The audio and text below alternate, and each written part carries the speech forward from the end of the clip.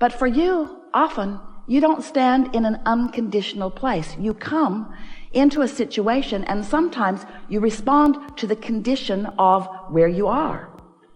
When the gang gathered last night, getting this room ready for you, the air wall was up here, and there wasn't room for all of you and all of this. And the contract that they'd signed clearly stated that there were to be 400, but a lot of you made the decision at the last minute. Did you notice? Over 100 of you made the decision at the last minute. And so here's the condition. What we planned for and those who are coming are a very different number. So the condition clearly was not pleasing. Now, everyone knows that it's possible to squeeze you all in. Now you look at it, though, it doesn't really look as possible as it looked last night, did it? There is this square dance area up here that could have been utilized, but for the most part, the room was not big enough. It had not been planned to be big enough because you were underestimated in your enthusiasm for this gathering. So there was a condition that had to be reconciled, and it had to be reconciled at the last minute. There wasn't time to go sit by the beach and think pleasant thoughts about the dolphins. And Esther is thinking, Abraham's going to talk all day long about unconditional love. I know they are. And here we are in a condition that we do not love. And we cannot take our attention away from the condition because we are up against it. And that's what happens to you sometimes, isn't it? Is that you walk into a situation that is the result of the momentum that has been moving along.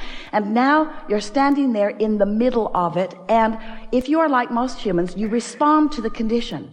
But here's the thing that matters most. What do you do next? Someone said the other day, Abraham, how does one? She meant, how do I? But how does one? I have a friend.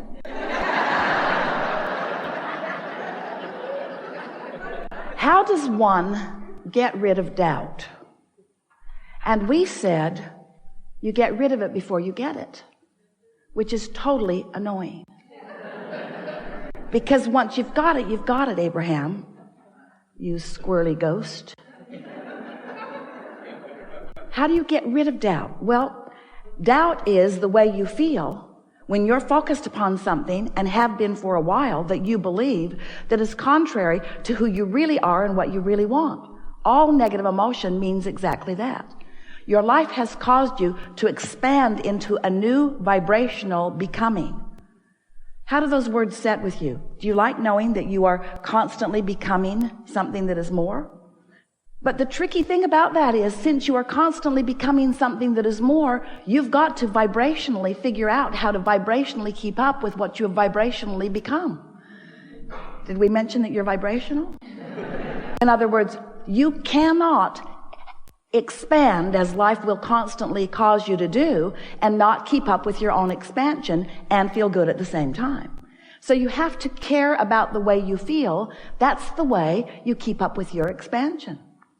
But caring about the way you feel means doing something about the way you feel regardless of the condition.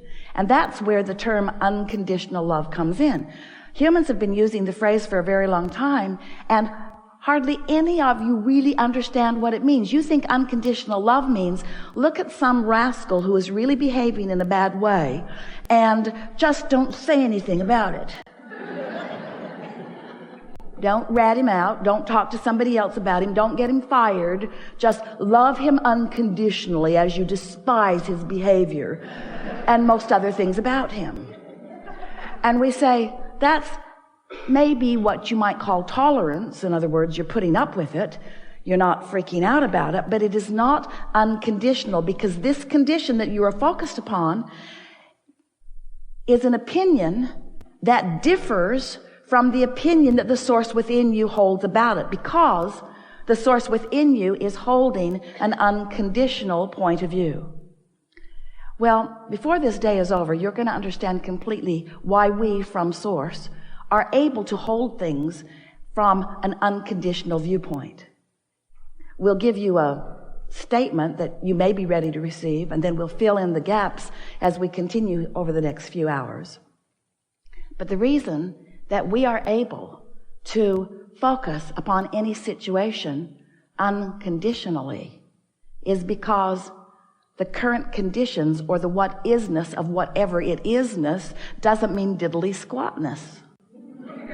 In other words, what is doesn't matter, because what is only a temporary reflection of the vibration that you got going on. So we want to explain to you what we mean. You were source energy before you came into this physical body. And a part of you is focused here in this physical body, but a larger part of you is still non-physically focused. You are source energy, and a part of that source energy is focused here and now. So in your human form, you sift through, you know what you don't want, you know what you do want. You continue to sift through the data, and you constantly, whether you know you are doing it or not, are launching rockets of desire. We call them rockets of desire. They're your personal preferences. When someone's rude, you want them to be nicer. When you're rude, you want to be nicer. When you don't have enough money, you want more money. In other words, life just causes you to sift and sort and launch these rockets. So this vibrational becoming is happening constantly. And it is a vibrational becoming. Now, it hasn't manifested yet, therefore it's unconditional. You see what we're getting at? It hasn't manifested into conditions for you to observe. It hasn't manifested into a condition that is unpleasant or into a condition that is pleasant.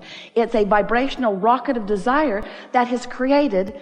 If you've been listening to us for a while, you've seen all of our creative ways of trying to explain to you this stuff that is not physical into this, what we've been calling a vibrational reality. We even gave it the name of a vortex. It's this vibrational state of being that is the precursor to everything else that is coming for you. So this vibrational state of being, which is where your inner being stands, it's where we stand, it's who you really are, has not yet manifested. It has become in terms of an idea. It has become in terms of a hope or a dream. There's enough in your vortex to keep you busy for 20 or 30 lifetimes. In other words, it is the beginning of that which you are. And you know that vortex existed before you were even born into your physical body, because there was a projection of intention from non-physical. There was a vibrational reality that had so much to do about you before you were even born into this physical body. Do you see what we're getting at? This vibrational precursor of that which is you. It was like the vibrational plan. It was like the vibrational probability. It's the vibrational reality.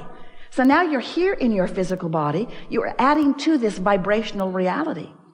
The question that we want to help you ask and answer for yourself is, how much of a vibrational gap is there between the things that life has caused me to ask for and the things that I believe, the things that I practice in my thought? And you can tell, two ways you can tell. One is by the way you feel. If you're joyful, there's no gap. If you're feeling appreciation, there's no gap. If you're angry, quite a big gap. That's one way. You can tell by the emotions that you feel. But the other way is you can tell by how things are manifesting. Because when who you are and what you want and what you think on a regular basis are in the same vibrational frequency, it's manifesting all around you. Others can see it and hear it and smell it and taste it and touch it too. It is a reality. It is a what is. It is a manifestation. You want to call it reality. It is real in the sense that others see it too. But we so want you to understand that before there is a reality, the way you want to call it reality, there is a vibrational reality. And that vibrational reality is filled with all that you have become and are becoming. And you have the ability, if you understand what we're talking about here, to close that gap and have what you want. We wrote this book called Getting into the Vortex. And you listened to us for a while about it with an enormous amount of patience, we thought, because we're telling you, just get in the vortex, get in the vortex. That's where everything you want is. And then you began getting a little feisty with us, demanding things like, how do we get into the vortex? And we would say to you, everything you want is in there. Everything that you want. Your lover is there. Your lovers are there. All of the money that you want is there. That new car that you want is there. Everything that you want is there. Everything that you want Everything that you have become in terms of desire is there. And then you began saying things to us like, well, okay, I accept that there is a reality. You wave Esther's arm around and you look at something that we can't see and you tell us that everything that we want is in there. So just tell me, Abraham, how do I get my money out of the vortex and into the bank? How do I turn this airy-fairy vibrational reality into reality that I can see and hear and smell and taste and touch? I want to drive it and I want to sleep with it and I want to spend it. I want the tangible manifestation. I want real life manifestation. I don't want to just dream all the time. And we say, we want you to have that real life too. And you are having real life. And the real life that you're having is a vibrational match to the thoughts that you're thinking all the time. We're just suggesting that you could, if you care about the way you feel, close that gap between your dreams and desires and who you really are and what you are allowing into your experience. So over time, we've expressed this to you in a variety of ways. And for the most part, you're up to speed with what we've been talking about. We tell you that you are vibrational, and you hardly ever resist that idea anymore. We tell you that this universe is managed by the law of attraction.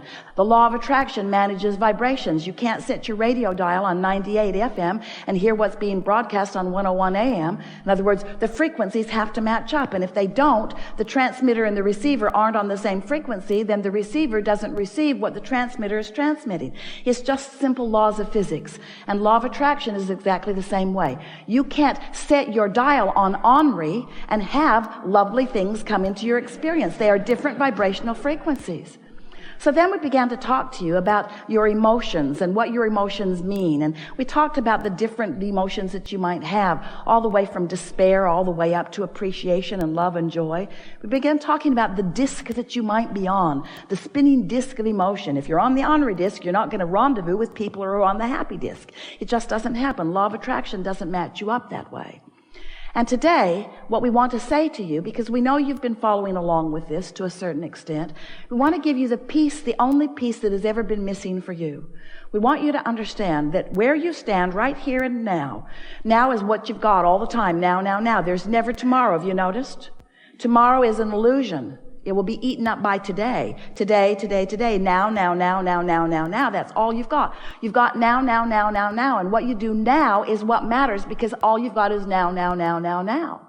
And what matters in your now is that you understand that you have two perspectives of now. There's the source energy perspective. Source energy who stands right in the middle of your vortex with all that you've been asking for, holding the vibrational frequency of every bit of all of that. And then there's you and what you believe right now, what you've been practicing, what you're thinking about. And your point of attraction is about what you think about. It's about what you believe. A belief is just a thought you keep thinking. So where you stand and what you believe has everything to do with how much that's in that vortex that you allow to flow into your experience. So we began talking to you about your point of attraction, you in your human body. You stand right here and now. Where you stand right here and now, what is your point of attraction? What is the vibrational atmosphere that you have created? Are you ornery? Are you irritated? Are you afraid? Are you angry? Are you blameful? Are you guilty? If you're feeling those emotions on a pretty steady basis, that means you are holding yourself steadily in vibrational discord to who you really are and what you really want. And the thing that is so interesting about that is that if life hadn't caused you to expand, you wouldn't even feel the discord. In other words, it's not somebody else's idea of who you should be. It's not God's idea of who you should be. It's not your mother's idea, although sometimes it feels like it, of who you should be. It's your own internal discord. Life caused you to want to be this, but you're being this, and that's what negative emotion always means. As Esther was talking, negotiating, wrestling to the ground and killing last night, the really nice man across the hall who was responsible, who said that the fire marshal would not allow more than 400 people in the room. And Esther kept looking at the sign on the wall. It says 474 people on that sign. How can the fire marshal not let us have 474 people when the sign says 474 people? And he says, because you've got too much other stuff. And Esther said, but we always have this stuff with us. We take this stuff everywhere we go. We have a truck. We drag this stuff everywhere we go. We do this all the time.